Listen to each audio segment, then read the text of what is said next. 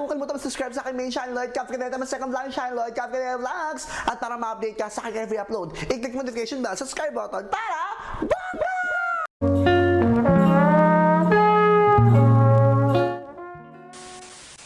Hi everyone.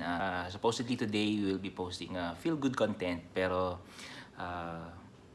nakita lang namin an hour ago na yung YouTube world or yung mga vlogger community, o vlogger na din kami, is nagluluksa ngayon because of the passing of Lloyd Cadena.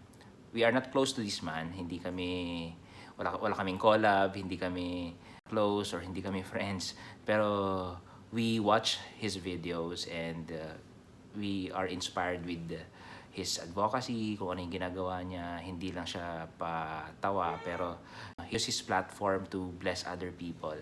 When we started our YouTube channel, we already watched his videos. Yung unang videos niya na nakita ko is yung nung nandun pa sila sa place nila sa Manila. Yung binabless niya yung mga kapitbahay niya, yung binabless niya yung maliit na grocery store, nagpapahakot siya sa mga kapitbahay tapos babayaran niya lahat.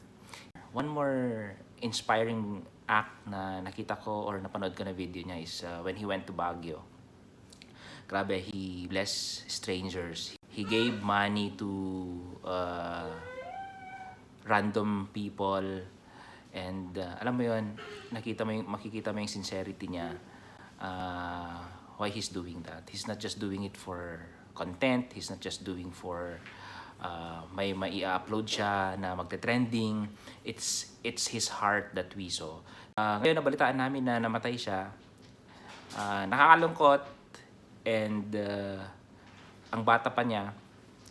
And ngayon nga we are seeing his recent updates. Yung may bahay na siya, kakabili lang niya ng sasakyan, kakalipat lang nila dun sa bago nilang place and all. Kumbaga, he's still starting to reap what he saw to people. And now this happened. Sobrang this is an eye-opener to all of us na life is too short. Life is fragile, and you do not know when is your time. You just don't know when. And eto nga, we want to say our heartfelt condolences sa family ni Lloyd, to his friends, to the millions of people who follows him on YouTube, on Twitter, on Instagram, on Facebook. I know in one way or another napangiti niya tayong lahat. In one way or another, nabigyan niya tayo ng inspirasyon.